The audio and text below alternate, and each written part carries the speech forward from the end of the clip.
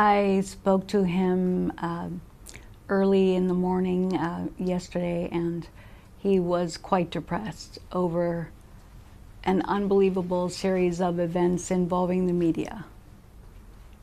Well, I think it's wrong to say that. That was actually coincidental. The motive, the goal of it, as he had been so unfairly presented in the media as being sort of, shabby and rubbishy.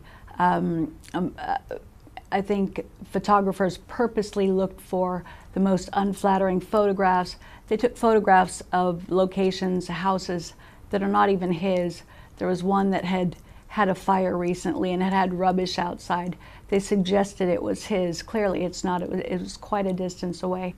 I think my father's really suffered at the hands of the media.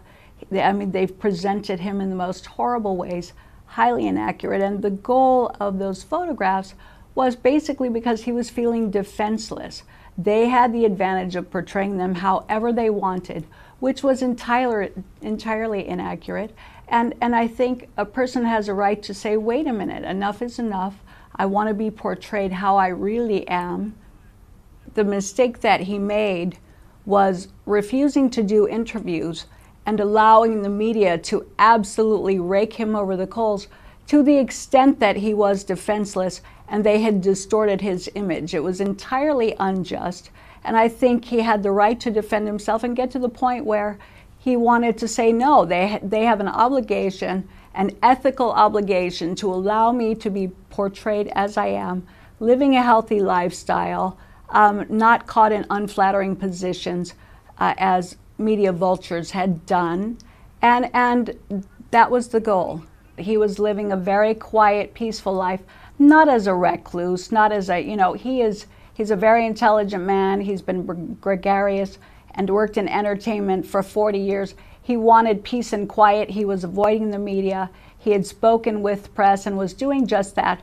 But when he calls me panicking on the freeway because he's in a dangerous situation, being followed by 7 or 8 cars, I think there have been examples in history of how dangerous that can be.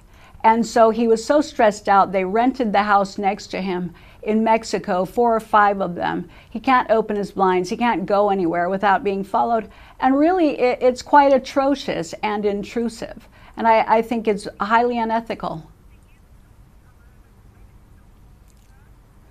He was really having heart pains and suffered a heart attack.